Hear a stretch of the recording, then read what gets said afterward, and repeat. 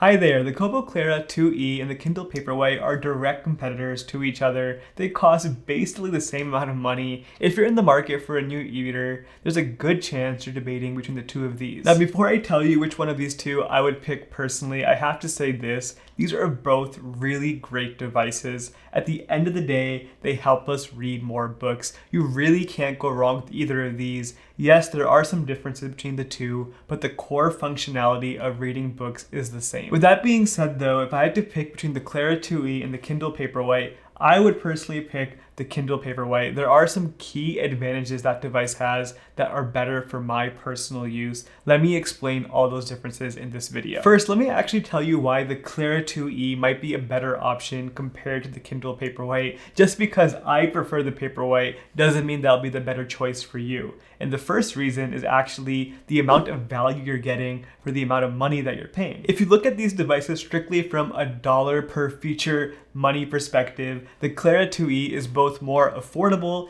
and more feature-packed than the Kindle Paperwhite. The Clara 2e starting price is just $129 US. There's no configuration option. It only comes in one model, and that's very simplistic, which I prefer. Compare that to the Kindle Paperwhite, the starting price is $139, and on top of that, they have so many upgrades, which make it a lot more expensive. With the Paperwhite, you'll first have to decide if you want 8 gigs of storage or 16 gigs of storage, and the Clara 2e already comes with 16 gigs built in as the standard. Personally, I don't think most people need more than 8 gigs of storage. It's just for audiobooks really. If you store audiobooks, those do take up a bit more storage capacity. But if you're just reading normal books, you don't need much storage at all. On the Paperwhite, you also have to decide if it's worth paying $20 extra to remove lock screen advertisements from your Kindle. That's something you don't have to worry about on the Kobo ecosystem at all. There's no ads or anything like that, as of right now at least. With Kindle, they make you pay $20 to remove those annoying suggestions for books on the Kindle screensaver. So if you add in those options and upgrades, the actual price for the Kindle Paperwhite is $169, which is a $40 difference between the Clara 2e and the Kindle Paperwhite. The next difference I want to talk about between the Clara 2e and the Kindle Paperwhite is actually something that makes the Clara 2e, once again, a little more attractive than the Paperwhite, and that's the ability to borrow library books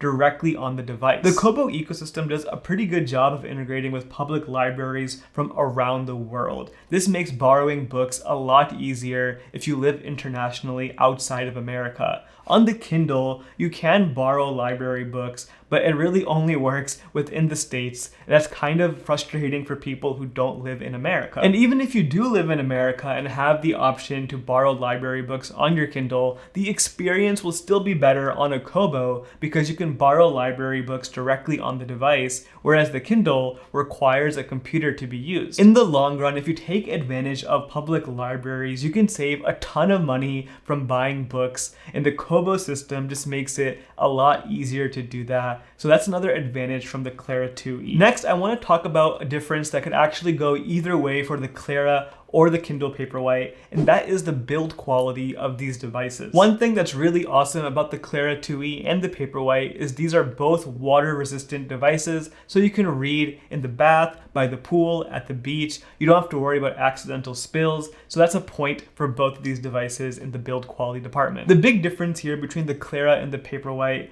is actually the material that's being used on the exterior shell of these devices. The Paperwhite on the back of the Kindle uses this soft touch, rubbery-like material. It definitely has a bit of a grip to it and has a more premium and unique feel compared to other e-readers. The front of the Paperwhite also has a very nice flush display, which feels very premium. I really do love how that makes you feel when you hold it. It just has one solid piece of glass at the front, and also the device only comes in one color, which is black. You can't go wrong with the black color. It works really well for reading. When you compare that to the Clara device, it's actually a very big difference. The Clara 2e has a whole different approach. They are using 85% recycled plastic on the exterior of this device. That's actually what the E stands for in Clara 2e. They're being very eco-conscious. Even though the device feels very plasticky and less premium when you hold it, it doesn't really take away from the experience. The back of the device is all plastic, but it's also this deep blue color, which is very different. It's like a two-tone design. The back of the device is blue and the front of the device is black. The Clara also does not have a flush display like the Kindle Paperwhite does, but I've come to learn that this is actually a bit of an advantage, even though it doesn't feel as premium as the Kindle Paperwhite. Because it has less layers of screen on the front, you're getting a crispier display. The text on this device has a bit more sharpness to it. Another very small difference between the Clara and the Paperwhite is the Clara has a power button located on the back of the device, which is actually a very good placement when you compare it to the Kindle, which has a power button on the bottom. I am always pressing that button by mistake when I put it in a backpack or something like that. Basically, unless you buy that sleep covered case, you're gonna press that button by mistake at one point or another. On the Clara, you don't have that problem at all. As you can tell, all of these differences for build quality is a personal preference. It all comes down to what's important to you. For me, I do think I would give the slight edge to the Clara 2E, especially because it's using 85% recycled plastic and the screen is more crispy and the power button is a better place. Yes, it's not as premium, but the functionality that's there is a lot better. The next difference I want to talk about is another thing that can go either way depending on your personal preference, and that is the screen size of the Kindle Paperwhite and the Clara 2E. The Clara 2E has a 6-inch display, whereas the Kindle Paperwhite has a 6.8-inch display. Now, before talking about the screen size, I do want to mention that both these devices have the same resolution of 300 ppi.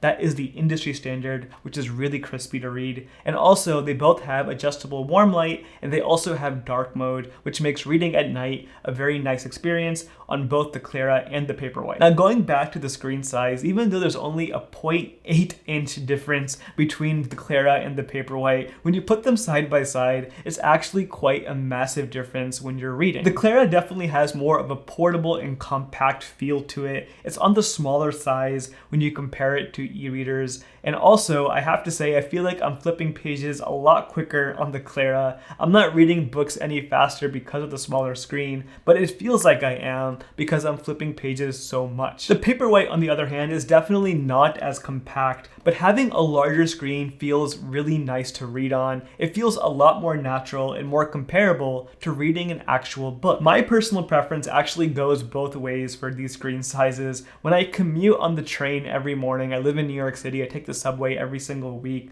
I prefer having a smaller size like the Clara in my backpack to read on. It just feels a lot more comfortable to pull out while I'm traveling around and reading on this. However, at home, when I'm just chilling on the sofa, drinking some coffee, having a size of the Kindle Paperwhite feels a lot nicer. It just feels more natural. You can't go wrong with either one of these screen sizes, but depending on where you'll be when you're reading, that might help you decide which one to get. The next difference between the Clara 2E and the Kindle Paperwhite is something that I actually think now will lean more towards the Paperwhite, and that's the availability of books. Amazon is the largest book marketplace in the world. No matter where you live, Amazon will have more books available, more than likely. The Kobo ecosystem definitely has a good bookstore, but they don't have all of the books you may want to be reading. I'll give you the perfect example. I'm actually a self-published author myself, and I wrote a book called Supercharge Your Reading, and that book is only available on the Kindle marketplace, and that is because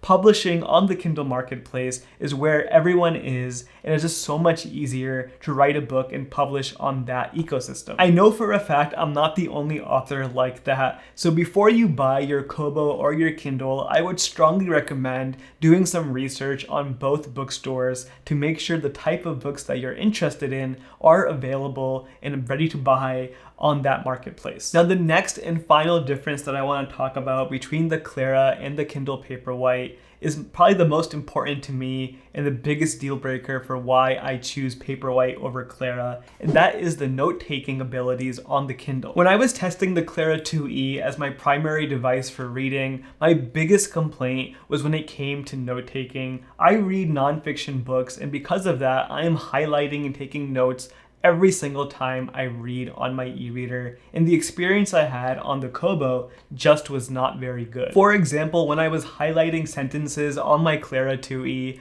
the text selector was very frustrating to use. I would almost always miss the punctuation at the end of the sentence, and getting it just right to highlight what I wanted was a very frustrating experience. On top of that, I had a lot of ghosting issues, which means that when I would add a note to my Clara 2e while I was reading, the save button would actually stick around as a ghost on the screen for several pages. This is a problem that several e-readers have, but I've never experienced it to the extent I did on my Kobo. I had to go into settings and update the refresh rate so it would refresh the page every 2 pages. That resolved the issue, but it was really annoying when I had that come up. The Clara also does not have an easy way to export your notes after you finish taking them, and that's actually a really important part of the process. I think as a whole, it feels like Kobo does not care very much of the note-taking experience, and that's very disappointing. I feel like if they invested some more resources into that department, it would make the Kobo experience amazing. Let me compare all of that now with the Kindle Paperwhite. The Kindle does an amazing job with taking notes. When I highlight text, punctuation is already selected. When I highlight my finger over it, it just works, and then you can tell the software is optimized and knows in advance what you're trying to highlight. It just works very well. On the Kindle, I've also never had any issues with adding notes or ghosting issues after I've already added a note. That's something that really took me by surprise on the Kobo. The Kindle has never had that problem for me. And also, the Kindle has a great way of exporting notes. There's actually several different ways you can do that. You can do things like email your notes to yourself, you can export them to Goodreads, or my personal favorite, I like using a third-party service called Readwise. I depend on that service to review all my highlights on a daily basis, and the Kobo just doesn't support that at all. Funny enough, Kobo actually had a chance to connect to Readwise, and they chose not to. I made a whole video about that not too long ago. So you can tell Amazon embraces the note-taking ecosystem, whereas Kobo is actively trying not to use it, which really blows my mind. If highlighting and taking notes while you're reading is important to you, this by itself is a reason to get the Kindle Paperwhite over the Kobo. If it's not an issue for you, then you can probably tell the Clara has a very compelling case for it compared to the Kindle Paperwhite. It really comes down to what you're reading and what's important to you. If you want to learn more about how I take notes on my Kindle, I actually have a full video that talks about the 10 different ways you can take notes while reading. Link for that video on the screen right now. Thank you so much for watching. I'll see you next time.